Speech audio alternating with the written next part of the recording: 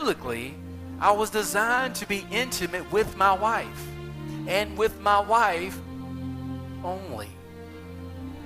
But I could be intimate with my wife as long as she wants to be intimate with me. And that intimacy is God created. He created the body to respond that way.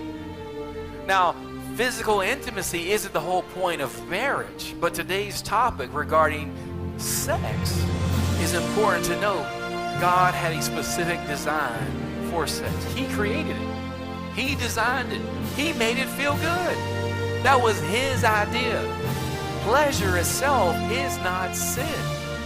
But the problem is a lot of people bring perversion into the equation and don't understand perversion is an enticement. And perversion brings pleasure as well. A lot of times I've talked to people and counseled people who have premarital sex. And then they get married and they're like, it's just not the same. You want to tell them it ain't going to be the same. Because now you've left what was perversion and entered a holy covenant. And now that you're in this holy covenant, now perversion has been taken away, removed out of the equation. Am I the only one in here this morning? The problem is a lot of people are chasing after perversion thinking that's happiness. But don't understand, perversion doesn't bring satisfaction. If it does, it only does temporarily. But when you begin to chase perversion, you end up in a very bad place. Our body is the abode for the manifest Spirit of God on this earth. You exist so that people can know Jesus. Are you preparing yourself so when people see you, they're coming close to the Spirit of God? If you're engaged in illicit sexual behavior, you're hindering that process. What do you need to do? Turn. Stop. I'm not saying it's easy. Like Kenny said, we all have past struggles that we may struggle with our entire life. I'm not the only one here. We may struggle with certain sins our whole life. That's a fact. Some of them, they're just gone. When I was saved, certain sins I never even looked back on. Other sins I wrestle with daily. But I'm in the fight. Freedom for me is when you're fighting. As soon as you give up, as soon as you say, this is who I am, I'm going to keep on sinning because this is how God made me, you're in trouble. But understand that we all have been affected by sin. That's not us. We are who we are in Christ now. We're new creatures, new creations. Old things have passed away. It says we need to be thoughtful as to how we use our bodies. God made you beautiful, handsome, smart, attractive, talented. Yes, for a reason. Now, the trick is we think that's just draw people to us.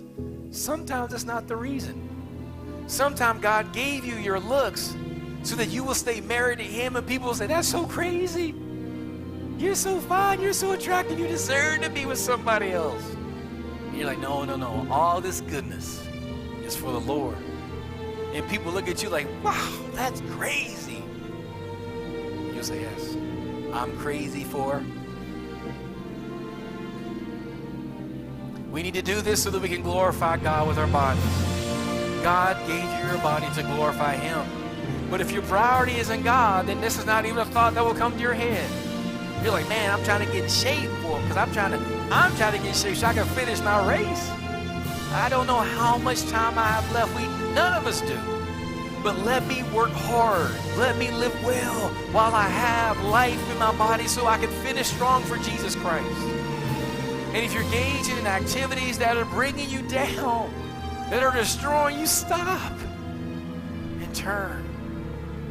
Don't you know God has a plan for your life? It's not your body. It's God's home. It's God's home. God is living inside of you. He didn't want to be in temples in a tabernacle. He wanted to be inside of you.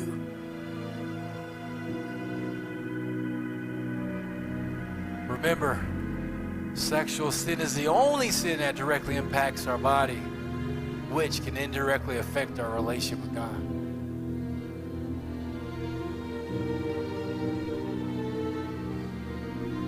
Let's bow our heads.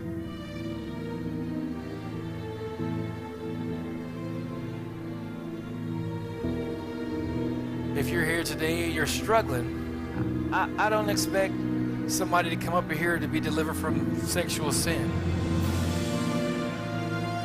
But if you're apart from God in any way, shape, or form, now's the time for you to come forward. Now, you may be struggling with sexual sin. This is the perfect time to find freedom. But don't be embarrassed to come up if you're struggling with something else. We want to offer you the opportunity to come close to Jesus Christ. If you're here today and you need help, you need deliverance, you need prayer, we offer this opportunity to you. Now is the time to find freedom. Now is the time.